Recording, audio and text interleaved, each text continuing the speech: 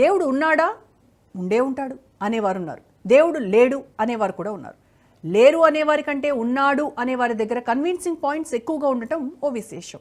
అయితే శాస్త్రవేత్తల్లో చాలామంది దేవుణ్ణి నమ్మరు అనే ఒక అభిప్రాయం ఉంది. కానీ అందుకు భిన్నంగా ఓ గణిత శాస్త్రవేత్త తాను లెక్క కట్టి మరీ దేవుడు ఉన్నాడని వివరిస్తున్నట్ట. ప్రపంచాన్ని ఒప్పించేందుకు ప్రయత్నిస్తున్నట్ట. మరి ఆయన దగ్గర ఉన్న ఆ గణితాధార లెక్కలేంటి? శాస్త్రవేత్త డాక్టర్ విల్లీ సూన్ చెబుతున్న దైవ గణిత సూత్రాలేంటి?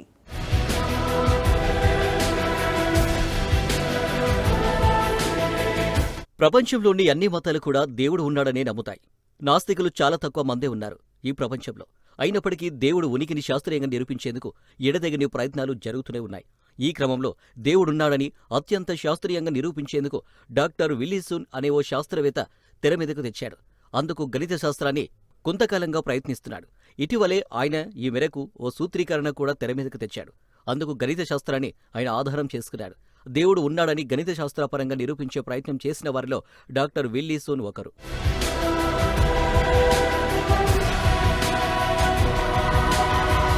డాక్టర్ విల్లీ సూన్ కొద్ది రోజుల క్రితం మాట్లాడారు.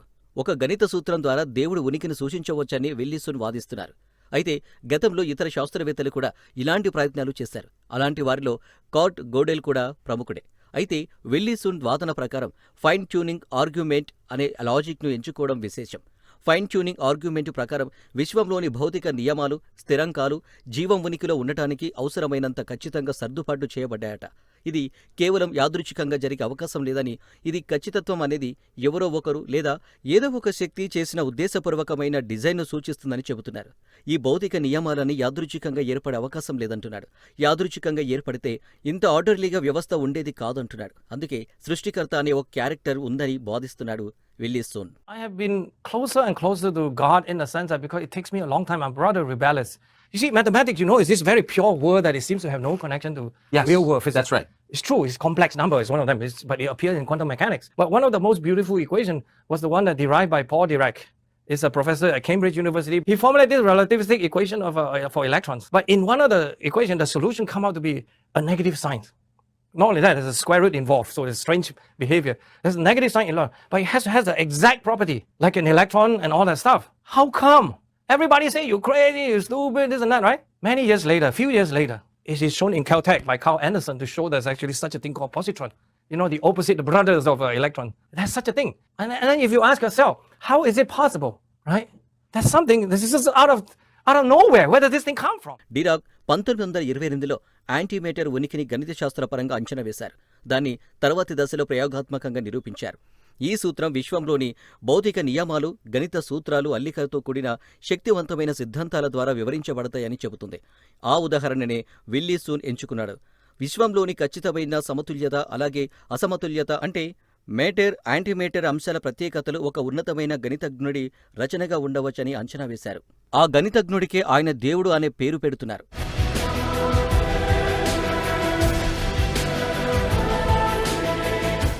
ఇక ఫైన్ ట్యూనింగ్ గురించి ఆయన మరింత ఆసక్తికరమైన సూత్రాన్ని వివరిస్తున్నాడు. గురుత్వాకర్షణ శక్తి, ప్రోటాన్ ఎలక్ట్రాన్ ద్రవ్యరాశి నిష్పత్తి, కాస్మోలాజికల్ కాన్స్టాంట్ వంటి స్థిరాంకాలలో ఏ చిన్న మార్పు జరిగినా జీవం ఉనికిలో ఉండటం అసాధ్యమవుతుందని సూన్ అంటున్నాడు. అంటే అన్ని అమరికలు కూడా చాలా ఖచ్చితత్వంతో కూడిన అంశాల పరిధిలోనే ఉంటాయని, అవన్నీ లెక్క ప్రకారమే నడుస్తాయని, ఆ లెక్క కట్టిన అపారమైన అనుభవాసాలే దేవుడని అంటున్నాడు. ఉదాహరణకు మేటర్, యాంటీమేటర్ సమానంగా ఉంటే విశ్వం ఏర్పడకముందే అవి ఒకదానికొకటి నాశనం చేసుకునేవని, కానీ అసమతుల్యత వల్ల జీవం ఉనికి సాధ్యమైందని ఆయన వాదిస్తున్నాడు.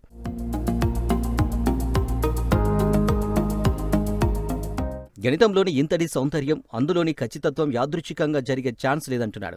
ఒక సృష్టికర్త ఉద్దేశపూర్వకంగా అద్భుతమైన పరమార్థంతో రూపొందించినట్లే ఉందని విల్లీ సూన్ అభిప్రాయపడుతున్నాడు. దేవుడు ఈ విశ్వాన్ని రూపొందించడానికి అత్యున్నతమైన, అద్భుతమైన గణితాన్ని ఉపయోగించాడనేది ఆయన వాదన. ఆ సర్వశక్తిమంతుడు, విరాట్ స్వరూపుడు ఊహకందనంత సునిశ్చితమైన లెక్కల పరిధిలో ఉంటాయనేది ఈయన వాదన.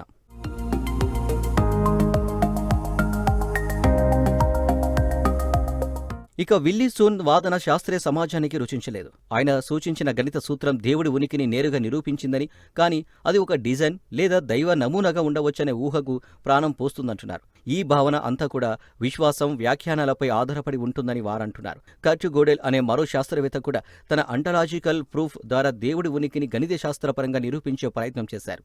గోడెల్ మోడల్ లాజిక్ ఉపయోగించి దేవుడు అనేది ఊహించగలిగే అత్యున్నత ఉనికి అనే నిర్వచనం ఆధారంగా ఒక తార్కిక నిర్మాణాన్ని రూపొందించడం విశేషం. 2013లో ఈ నిర్మాణం కంప్యూటర్ ద్వారా ధృవీకరించబడింది. అయినప్పటికీ అది కూడా ఊహాత్మక ఆధారాలపైనే ఆవిష్కృతమైంది, శాస్త్రీయ ప్రయోగాలపై కాదంటున్నారు. మరి విల్లీ సూన్ వంటి వారు దేవుడిని గణిత శాస్త్రాల పరిధిలో అర్థం చేయించేందుకు చేస్తున్న ఈ ప్రయత్నాలు ఎప్పటికీ ఫలిస్తాయి. ఒకవేళ ఫలించినా అందులో తీవ్రంగా కృషి చేసిన వారికి అర్థమవుతాయి తప్ప ఆ సిద్ధాంతాలను సామాన్యులకు అర్థమయ్యేలా వివరించడం ఎంతవరకు సాధ్యమవుతుందన్న అనుమానాలు సర్వత్రా వ్యక్తమవుతున్నాయి.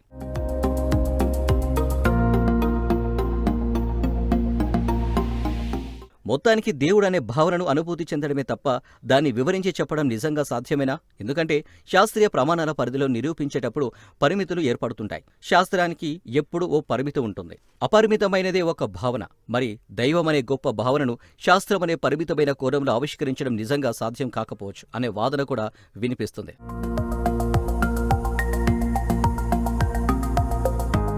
మరి విల్లీ సూన్ తన గణిత శాస్త్ర పరిజ్ఞానాన్ని ఉపయోగించి తన సిద్ధాంతాలను మరింత మెరుగ్గా తీర్చిదిద్దగలరా? వేచి చూద్దాం.